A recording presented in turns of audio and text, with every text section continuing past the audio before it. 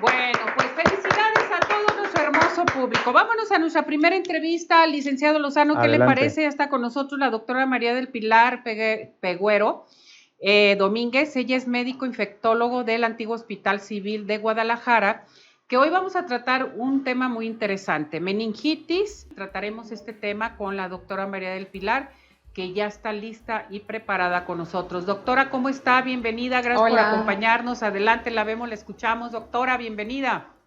hola, buenos días, gracias Cecilia por la invitación, muy buenos días. ¿Por qué no nos platica qué es la meningitis? ¿Qué entendemos por meningitis? Adelante, doctora, la escuchamos. Gracias Cecilia.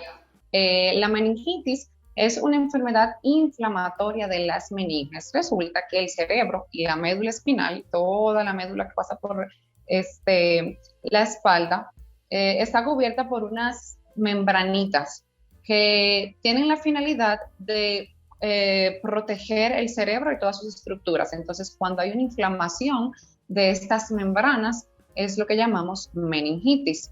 Es una enfermedad que en la antigüedad, antes de la era de los antibióticos, era potencialmente mortal. Había un 100% de mortalidad y ya pues con el advenimiento de los antibióticos y de las vacunas y de las medidas preventivas, ya los porcentajes son bastante alentadores.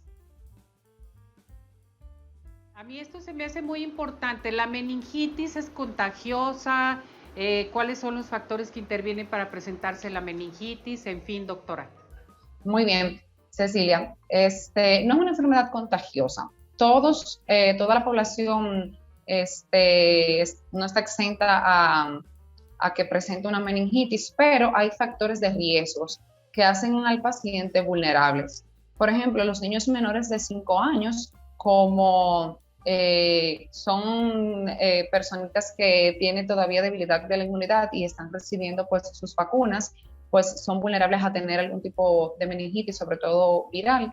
Ya en los adultos, los factores de riesgo son deficiencias de su inmunidad, diabetes, algún traumatismo, colonización de las bacterias que generalmente ocasionan meningitis. En el caso de las meningitis por bacterias, colonización de las vías aéreas superiores, son pues los factores de riesgos. O sea, que le dé, por ejemplo, una sinusitis o una infección en el oído u otitis, las neumonías, todos esos son factores de riesgo para que una persona pueda tener una meningitis si son infecciones que no se tratan a tiempo. Perfecto. ¿Algún síntoma en específico que se puede presentar, doctora, para saber que tiene meningitis, o hay algún tipo de examen también para relacionarlo con esto? Así es, Cecilia. Mira, como es una entidad realmente clínica, hay una triada que generalmente están presentes en el 40% de los pacientes que presentan meningitis. Esta triada es dolor de cabeza, es un dolor de cabeza intenso. El paciente generalmente tiene incapacidad de abrir los ojos porque la luz le irrita mucho, fiebre y rigidez de nuca. Cuando hablamos de rigidez de nuca, nos referimos a que el paciente tiene la incapacidad de movilizar su cuello de atrás hacia adelante. Eso le produce un dolor muy fuerte porque se extienden las membranas del cerebro, las meninges que están inflamadas, y al paciente, al intentar mover la cabeza, eso le duele, entonces permanece así acostadito. Entonces, en los pacientitos que presentan esta tríada, en un 40% hay que sospechar de una meningitis. En los niños y lactantes hay otros tipos de sintomatologías que valoramos. Por ejemplo, los bebitos que están muy irritables, que vomitan mucho, que tienen incapacidad para conciliar el sueño, que se les quita el hambre, hablando de lactantes, ¿no? O que permanecen así muy somnolientos, muy dormidos, son todos signos de meningitis. Entonces, una vez que sospechamos el cuadro, lo primero que hay que hacer es un análisis del líquido cefalorraquídeo, del líquido que recubre las membranas del cerebro. Es un procedimiento simple, en donde se introduce una agujita en la espalda, en un lugar específico que sea seguro para el paciente, y se extrae líquido cefalorraquídeo. Entonces, ese líquido se examina y a veces los médicos tenemos incluso la aproximación que con simplemente ver el líquido ya nos aproximamos al diagnóstico. Si el líquido está turbio, ya ahí pensamos que hay presencia ahí de bacterias. Entonces, según los reportes de los laboratorios, encontramos células inflamatorias o de infección en ese líquido, si encontramos aumento de las proteínas, disminución del azúcar, de la glucosa en ese líquido, todos son esos datos indirectos de una meningitis.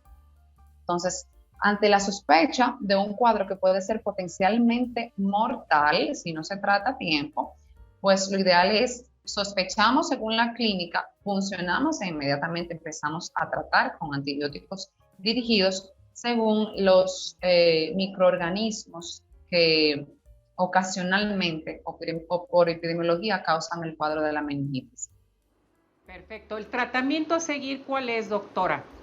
Son antibióticos. ¿Un antibiótico? Sí, son antibióticos y también tiene indicación de usarse esteroides en esos pacientes en vista de que ya se ha demostrado fuertemente de que el uso de esteroides hace que la inflamación de esa capita que está inflamada, o sea, de las meninges, se desinflame. De este modo hace que los antibióticos puedan penetrar más fácil y ahí empieza pues a disminuir la sintomatología. Entonces es extraordinario, Cecilia, que a veces llegan pacientes con esos cuadros así bien florecidos, con mucho dolor de cabeza, con alteración de su estado mental, o sea, que no conocen a sus familiares, que no te saben responder cómo se llaman, y que en aproximadamente 12, 24 horas después de las primeras dosis de los esteroides y de los antibióticos, ya el cuadro empieza a revertirse.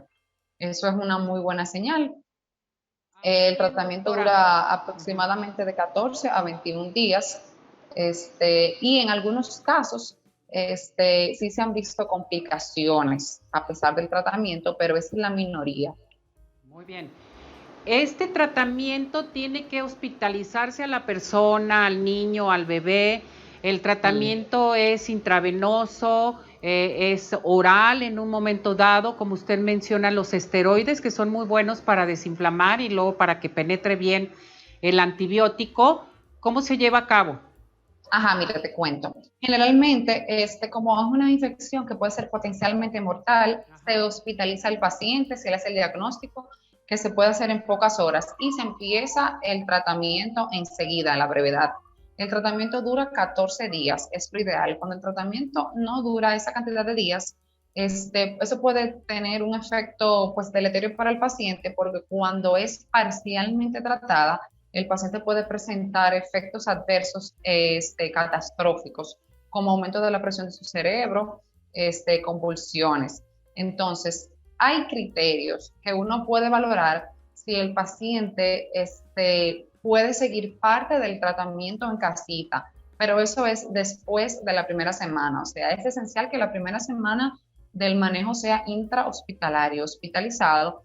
Son antibióticos que se administran por las venas. Entonces, una vez hospitalizado y llevado el tratamiento una semana, ahí podemos valorar la evolución.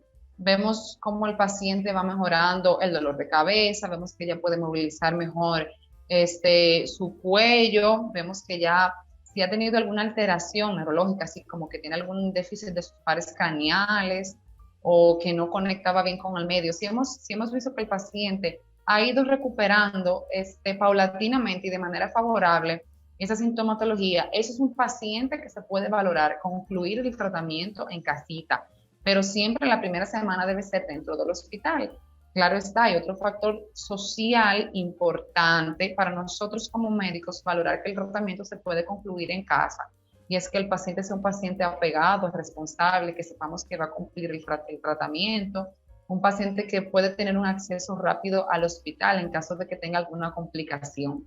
Entonces, de manera ideal, el tratamiento debe realizarse por lo menos los primeros 7 días en casa, y si la evolución ha sido favorable, se puede concluir, hospitalizado, y si Si la evolución ha sido favorable, se puede concluir en casita el resto. Muy bien, doctora. ¿Este padecimiento lo atienden ustedes en el Hospital Civil? Así es. Sí, hemos tenido muy buenas estadísticas con nuestros pacientes, afortunadamente, y así es. Nuestro hospital sí está capacitado para hacer el diagnóstico precoz y el manejo adecuado de los pacientes que presentan cuadros de meningitis. Correcto. Doctora, pues muchísimas gracias. Una pregunta, ¿de dónde es, doctora, usted? Yo soy de la República Dominicana. ¿Qué hubole? República Dominicana. Así es, del Caribe. Bien. Donde salen buenos beisbolistas. Cecilia, Ya escuchó al licenciado que donde salen buenos beisbolistas, ¿eh? Así es. Muy buenos. Así bueno. es. Qué bueno, doctora, Bueno. pues nos da mucho gusto de veras por esta información tan importante. Hay que cuidarse, hay que seguir adelante Así es. y que acudan con ustedes. Así es. Recordando ya para finalizar, es una entidad que puede ser mortal, tiene tratamiento y también tiene prevención. Recordarle a las mamitas que nos ven, vacunar a sus niños y aquellos adultos vulnerables que tienen alguna condición cardíaca, pulmonar, que tienen cáncer o que han tenido alguna cirugía de envergadura, también vacunarse, poner sus refuerzos del estreptococo, del neumococo, y pues la prevención es la clave. Perfecto, muchas gracias, doctora, que esté muy bien. Saludos a todos sus Bye, compañeros. bye. Cuídese. Bye, gracias por todo. Buen día. Bueno, porque nosotros escuchamos meningitis, pero hay que saber qué es lo que pasa con la meningitis, licenciado, porque sí es muy grave. Hace si años, es que no te atiendes. Sí, hace años, pues yo tuve una hermana menor que yo. Ajá. Y ella murió de meningitis. Tendría un año, año y medio, 2 años máximo, y murió de meningitis. Yo no me acuerdo de ella porque también estaba muy pequeño. Porque la medicina no había avanzado. No había, estamos hablando de la Hoy ya ha avanzado. Principios de los 60. No, y había más coyotes, ¿eh? ya ven cómo me agrede aquí la señora Ceci. Va a haber, licenciado. Nomás falta que se levante y me dé un coscorrón. No, sí, qué barbaridad, Dios mío. No, porque sí me dejo, porque está más grandota que yo. Bueno,